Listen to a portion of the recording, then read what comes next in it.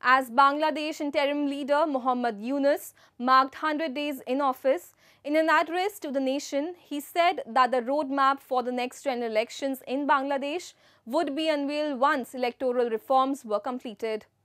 Political parties, including the Bangladesh Nationalist Party, led by former Prime Minister Khaleda Zia, have been pressing the interim government for a clear plan to hold a national election as soon as possible.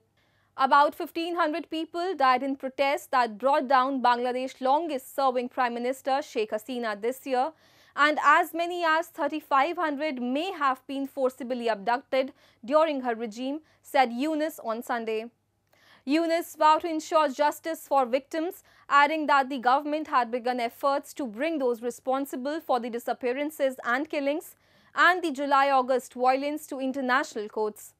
The protests, which began in July as a student-led movement against public sector job quotas, escalated into some of the deadliest unrest since Bangladeshi independence in 1971, forcing Hasina to flee to India.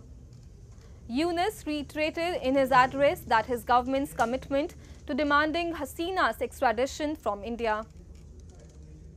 নিশ্চিত নই সংস্কার প্রস্তাবসমূহ বাস্তবায়নের সুযোগ আমরা কতটুকু পাব। তবে আমি আপনাদের কথা দিচ্ছি, আপনারা সুযোগ দিলে প্রয়োজনীয় কিছু অত্যাবশ্যকীয় সংস্কার কাজ শেষ করেই আমরা আপনাদের কাঙ্ক্ষিত নির্বাচন আয়োজন করব।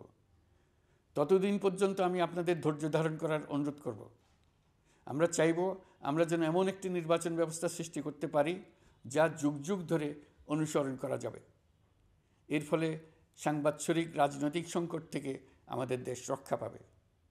এই জন্য প্রয়োজনীয় সময়টুকু আমি আপনাদের কাছ থেকে চেয়ে নিচ্ছি। বিপ্লব চলাকালে প্রায় ১,৫০০ ছাত্র শ্রমিক জনতার শহীদে মৃত্যু হয়।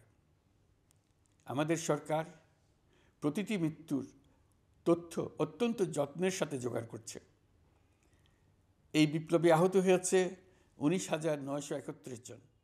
আহতদের জন্য ঢাকার ১৩টি হাসপাতাল সহ বিভিন্ন বিশেষায়িত হাসপাতালে চিকিৎসার ব্যবস্থা করা হয়েছে।